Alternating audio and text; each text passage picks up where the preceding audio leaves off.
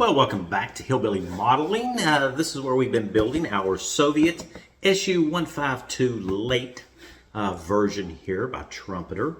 And yeah, the last video, we didn't get as much done as I wanted to get done. But yeah, we're going to pick up right where we left off. And we're going to go ahead and start putting together some support rollers and road wheels and drive sprockets and all that stuff here. And the tracks. These tracks are the individual links, and it's going to take a little time to do, but I think they're going to look really good. Let's go ahead and jump down to the bench and get moving on this. Picking up where we left off here, we are on, let's see, step 3? Yeah, step 3. We do have, let's see, our slack adjuster links here. Yeah, we need to put those together. We've got 2 of those to make, engine cover or hatch there, and our road wheel arms and all that stuff. So let's go ahead and get to work on these. And I think we're going to start with the this deflector here. It goes underneath where the gun mount is. And as you can see, right where my thumbnail is, there's a little divot there. And that little divot is actually a drain, so that any water that gets trapped up behind this thing can actually drain out. So we are going to kind of modify this a little bit, kind of drill it out a little bit there, improve its visibility. Yeah, that's much better. So, yeah. Now, they didn't do a very good job molding that in, so we just went ahead and made it more obvious. Whoops, dropped my drill. That stuff happens. So we can just go ahead now and install this. So it does have 2 little alignment pins there. And yeah, you just put it into place there. We use a little bit of Tamiya Extra Thin to get it set. And that little edge there right across the bottom is kind of sharp, which is going to, well, the Tamiya Extra Thin is going to kind of soften that considerably. And we'll use that to our advantage here by using our tweezers, actually. You use whatever tools that you have at your disposal here. And we're just going to kind of finish off that texture right on the very bottom there and kind of blend it into the that top armor plate. And I think that's going to look much better than having a kind of a stark defined line right there. Yeah, something like that. So next up, I'm going to go ahead and put on the engine access door here, or hatch, and it fits nicely, so we'll just cement that into place. And now we can start working on these slack adjusters here. No real trouble putting these together. The only thing is that they are both identical from the left and the right side. So we do want to make sure that they are still movable because we do have some 2 positive points where they're going to mount to the actual hull, and we don't want to cement this and not be able to make that slight adjustment that we're going to need when we install these. So with these built up, we can go ahead and install these. And so we do have a pin for our adjuster to sit on there, and then there's a hole, of course, for the actual idler wheel mount to attach to. So you need to make sure you get these pressed in all the way because these parts are just a little snug. And then we just go ahead and cement them in. And then we can go ahead and attach our final drive housing as well. That way, of course, we have something for our drive sprockets to sit on. And if you don't have all this stuff in place, it kind of makes it a little hard to actually assemble your tracks. So we got to get all this preliminary building done. So next we have our support rollers here. And they do have a little locator but there's no good way to cement these together. There is no little recessed rib or anything like that that keeps them together. So I think what I'm going to do is I'm just going to cement them into place. For alignment's sake, there's no way to get them completely right until you actually put it on the model. So this might be a mistake. I don't know yet. We'll find out later. So I'm just going to cement them on. And once they're on, we do have a cap. And the way that little shaft sticks up through the middle of it there, if it's not actually on the vehicle, it may not line up correctly. So as you can see, it's kind of big. So we're going to have to put the cement on first and then put those caps into place. So we have a total of 6 of these, 3 on either side to do. And now we're ready for step 4. So step 4, we have to put together 12 sets of our road wheels here. And then we have 2 sets of drive sprockets to put together. So we need to go ahead and get those knocked out. So first up, we're going to do our road wheels here.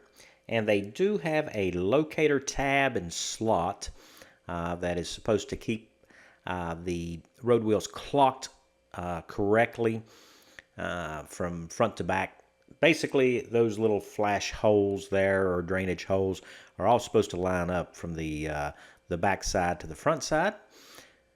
So that's the reason why they put them together like that. So we do have 12 of these, 6 per side, to put together. And then comes our drive sprockets. Now they are keyed as well. And of course, you need to pay attention to that because those teeth on the drive sprockets themselves need to line up across from one another. Otherwise, our tracks are not going to fit too well. So we'll go ahead and cement the hubs together. And then we have our cover plates. Now this is an unusual arrangement for something that you can't see. We'll put the cover plate on, and there's a disc that goes on underneath it. And I really don't know why Trumpeter decided to make it this way, except to maybe, I don't know, boost up the part count. But anyway, that's the way it goes together. And we'll just put a little bit of extra thin around the edge of it there. We don't want it to separate on us. Knowing my luck, it probably would. And then we can just go ahead and insert this and give it a little bit of extra thin there. And that's one drive hub done. So we have the other one to take care of. So that takes care of step 4 there. Now step 5 is all about the tracks. However, we can't really put our tracks on yet because we don't have our idler wheel. And that's not until the next step on the other side, which is step 6. So we do have 2 idler wheels that we're going to have to assemble before we can put our tracks on or start fitting our tracks. Now when it comes time to put these together, they do have a little slot for an alignment tab. And you would think that it's supposed to align this correctly. However, when I get mine together here, it doesn't look right. It looks like it's clocked out a few degrees. And no matter what you do, you cannot get it to actually line up. So I'm just going to take my hobby knife here and kind of try to fix that. You could just cut that tab off completely. I should have done that instead. But it just doesn't allow you to actually line this up. And I'm pretty sure we're supposed to be able to see through it. And it shouldn't be kind of mismatched. It should be the triangular holes in the outer wheel should be lined up with the inner, I think. I'm pretty sure. So I may be wrong here, but I think that's the way it's supposed to be. At any rate, that's the way ours is going to be. So once I get it indexed correctly, we'll just go ahead and cement these up. So still looking at step 6 here. They show at the bottom of the page there with the tracks on, and then putting the that little extra bow armor plate on, that angled piece. But I think we're just going to go ahead and put it on now. It doesn't really matter when you put it on. You just need to get it on before you get the fenders on. So we're gonna go ahead and cement that into place, and then we're not gonna have to worry about it anymore. So now it's track time. Now the instructions tell us that there are 88 links per side. So I guess we'll find out if that's true or not. I think the first thing we're going to do, though, is we're going to build up the bottom section there, because it's not going to be bent or sagging or anything like that. So we're going to go ahead and put that together. But in order to do that, I need to know about how long of a section of track I need to make. And it looks like about 5 inches there. So that's what we're going to do. Now when it comes to our track shoes, we have 12 sprues, just like this one, of all these individual links. And this is how I figured out I was going to do this. I'm going to come in with my flush cutting sprue cutters here and cut those little sprue gates right next to the shoe for the the ones that are in the center there, where that little circle is. And then we're going to start cutting away the actual sprue itself here and get everything separated up to where we can actually trim these off. And hopefully, if we do a good job, we'll have very little that we're going to have to actually sand, because there's a lot of track shoes. I mean, you figure 88 per side, and that is 176 shoes that we need, or links. And they give us 12 sprues of 16 links. So that's 192. So we do have extra links. I don't know how many we're going to end up with by the time we're done, but we will see. That should be more than enough to do this. Anyway, you can see that I am cutting the center sections loose here. And once we get it down just like this, we can take our sprue cutters and come in right next to the edge of the shoe there and trim these off. Now this is where having a really good pair of flush cutting sprue cutters is really going to come in. So we are going to clean up the edges here just a little bit there, and that's pretty good. So if we are careful with how we cut these off, we will have minimal amount of cleanup, because there's no flash on any of these sprues here with our tracks on it, which is a good thing. That would be a nightmare if we had to clean up some flash on these things. Now once we've cleaned up the edges, it's time to separate these. So we're going to start off with the long runs here. And if you are careful and you angle your sprue cutters just right, you shouldn't have anything to actually clean off. There's going to be maybe a little bit, which is easily taken care of. We'll just hit it with our sanding stick here a little bit. And we just don't want any big knobs sticking out there, because these are the edges where the shoes are going to actually connect to one another, or the links. So by angling our sprue cutters in just right, we should be able to trim the greatest majority of that away. And most of them come out pretty good. So yeah, touch it up a little bit. What you don't get with the sanding stick, hopefully the to me extra thin will take care of for us. As it turns out, the single shoes that were around the perimeter are much easier to trim up, and I end up with very little, if anything, that I have to actually sand away on these particular shoes. It does help to separate the shoes there from the sprue. That way you can get in really close, and just be careful. You don't want to actually cut into the actual link itself there. And that's really nice. We're not going to have to do anything to that. So being accurate with our sprue cutters is going to save us a lot of time here. However, it's going to take quite a while to cut these off. Now, the way these tracks are designed, you have a flat shoe and then a shoe with the guide horn on it. So every other shoe when we go to assemble the track is either going to have a horn or is going to be a flat shoe. So we need to check our fit here.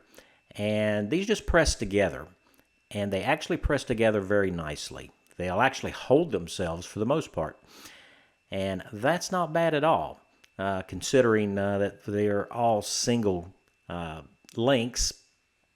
We should be able to build this up rapidly once we get all of our links cut away from the sprues there. So I'm going to go ahead and assemble these in roughly 6 shoes or links per section, and then we can just press those sections together until we get the length that we need. So I've got me about a 5-inch length here, and we are just going to make sure that everything is nice and tight, all the joints pulled up together. And you can do this by just sticking your pointed tweezers there in between the links there and just kind of pull them together. Make sure that you are eliminating as many or all the gaps that you can get out of it there.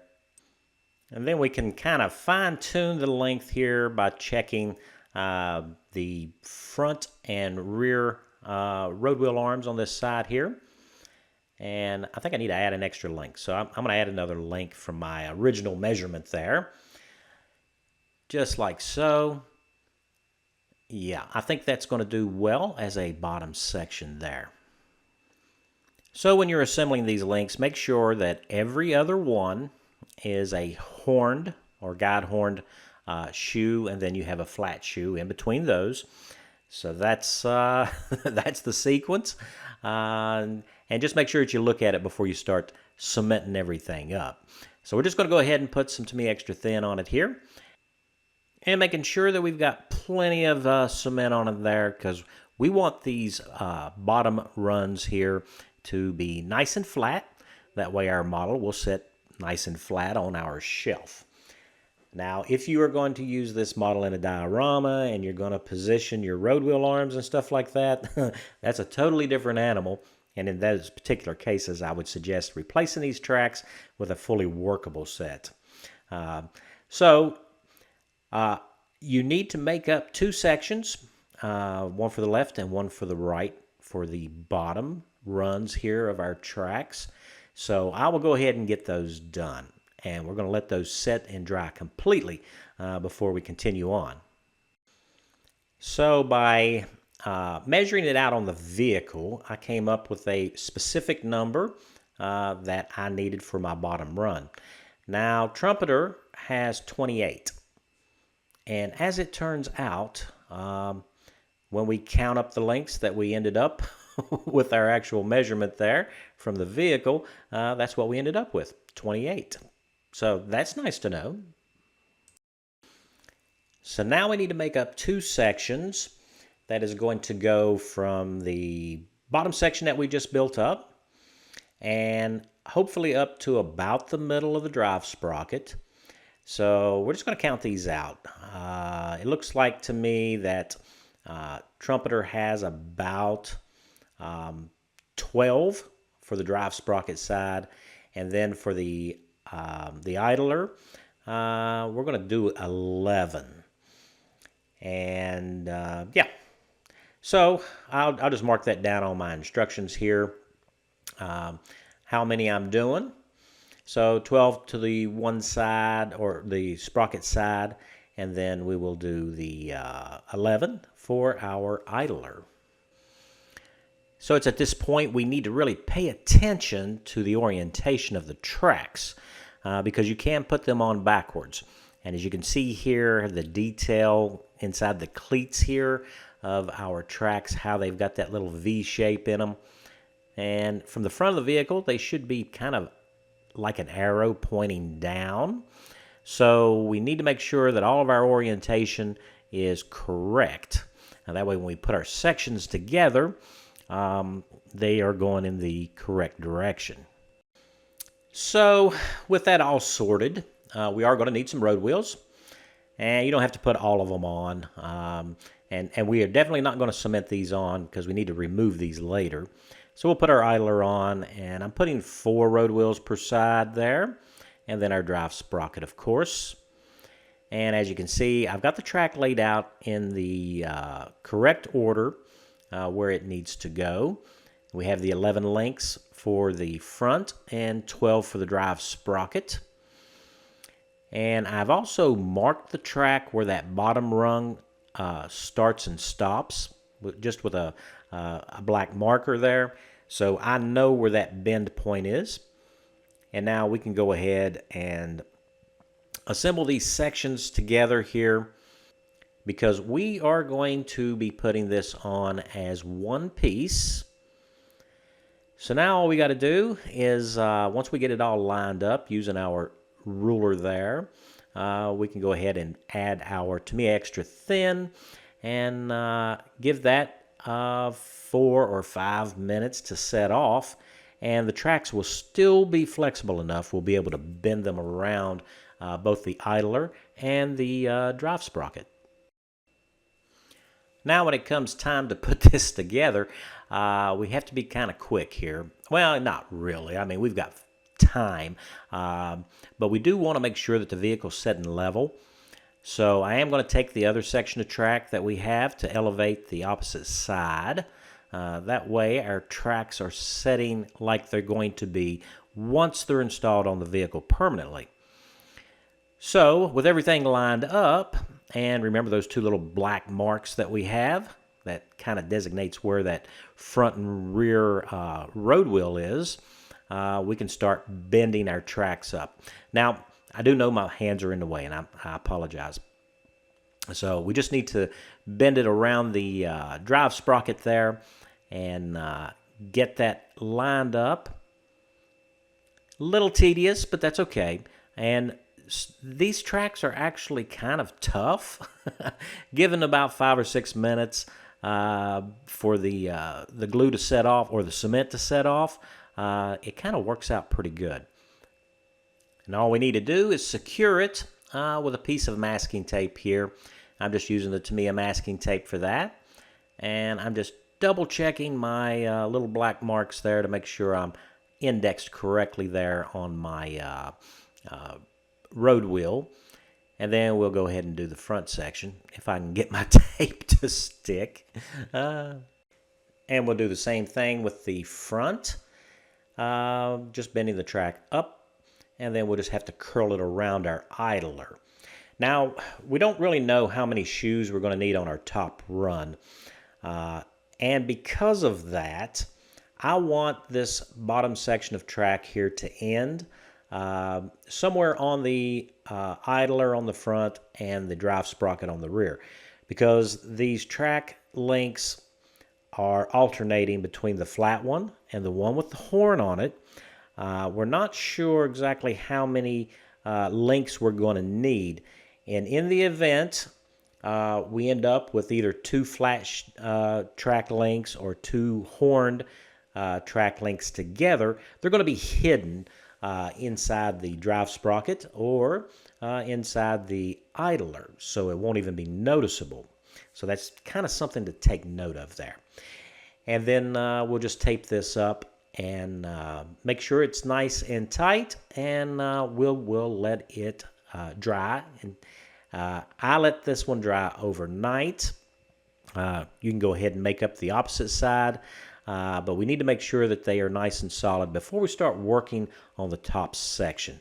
We don't need these moving out of alignment and changing their geometry there. We need them to stay fixed in position. Now, before I walk away from the model, to let this set up completely, I need to give it a good look and make sure that we don't have any gaps between our drive sprocket and our idlers there on both sides. And we look to be in good shape. So we're going to let this completely dry before we start messing with our top sections. So while that's drying, I do take the time to go ahead and dry assemble some lengths of track for the top sections here. We're not going to cement anything. We're just going to leave it all dry assembled, and we can check our lengths later on. So I let the lower sections dry overnight. So now I need to double check and make sure everything's going to be okay. Just in case we have a weak joint, we can go ahead and fix that before we start messing with the top section. And it would be bad if we actually glued this to the idler or the drive sprocket at this point. But we're in good shape. Everything still works just fine, and it goes back into shape. Now, that's the reason why I let it dry overnight, because I wanted to make sure that it's going to hold its shape there for us. Now, when it comes to the top sections, I'm just checking to see that I've got enough length, because we want some track sag here. And that means it's going to have a couple of extra track links in there that will allow us to actually bend this and get that sag in. Sorry about the aspect ratio. I usually mess this up about once or twice a model build. But we haven't glued or cemented these track links together. They're still only just dry fit.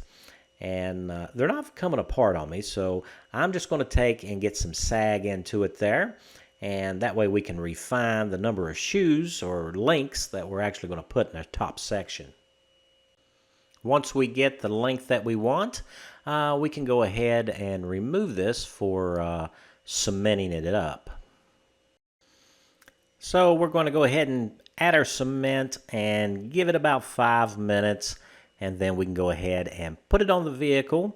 Now, we are not going to cement these top sections to the bottom sections. So basically, each side is going to end up with 2 pieces by the time we're done. That way we can paint these separately. Having given this just a few minutes, we can go ahead and install it. Now, we do need to engage the links. I'm going to start up front. It doesn't matter which end you start on. Just make sure that once you get everything kind of clipped together here, and because these are some snug fitting links here, they kind of hold themselves pretty much into place. And you can use your masking tape, and I strongly suggest that you do use the masking tape to secure that so it doesn't pull away. And then start working your way back towards the drive sprocket, or if you start on the drive sprocket side or end, you can start working back towards the front of the vehicle. What we want to do now is just get that sag pressed in and make sure that the tracks are touching the tops of the support rollers, and we'll just get our sag back into our track there, and then we'll just set it aside and let it dry. And we need to make sure that it's nice and solid before we do anything else to the model. So we got our tracks on, and they're not quite solid enough for us yet, but we've got that nice sag going that's very characteristic of these type of Soviet vehicles. And yeah, it looks really good. So I'm kind of getting more and more enthusiastic. Now, we spent a lot of time talking about getting these tracks on and all that, but I think it's important because a lot of modelers, especially when you first get into modeling armor, and you get a kit such as this that has all those links, it can be rather intimidating. And a lot of beginning modelers don't really want to go through this process, but it's very rewarding. And they look really good if done correctly, and I think we got it. Now, I did put a couple of pieces of Tamiya tape on this side over here to kind of hold it down against the top of those support rollers there. And when we go to do our final assembly, we may have to use some CA glue there and kind of get that to stick so it doesn't bow up away from it. But we won't know how that's going to work out until after everything is painted and weathered and all that, and we do our final assembly. So nothing to worry about because it's easily taken care of. Now, we didn't get very far on the build, but we got some major things done. I am kind of worried, though, about my decision to cement those support rollers into place there. That probably was a mistake. So I won't know until everything is dry, and then we can kind of dry fit our fenders or our dust shields or whatever you call them on, and check the clearance for getting these tracks in and out. So might be something that we might have to modify. So yeah, I mean, I'm sure we can fix it. So I do suggest that when you build yours, if you're building this kit, don't do what I did and cement those support rollers. The reason why I did it that way was because there was no definitive locking mechanism there to keep those support roller halves together and oriented correctly for a perfect alignment. I mean, it does have that little nub, that little tab to clock it correctly, but you can't get it truly center unless you put it on that on the peg that it goes on. And it may have been a bad idea to cement it that way. Probably should have done something else. That's just my thoughts on it. And, you know, we all make mistakes. But I think even if it is a mistake, we'll fix it. And, well, just gives us an opportunity to show you how to do that. how to fix your mistakes. So I think we're in pretty good shape, though. And, yeah. I'm really liking how it's turning out so far, though. You know, we're in good shape. So special thanks to all my subscribers. It's because of you guys that I keep making these videos, and I hope that you've enjoyed this one. If you're not a subscriber, I hope that I earned your subscription today. And if we have made a mistake, make sure you watch the next video so that you know how to fix it. All right. So you guys take care, and I hope to see you again next Friday.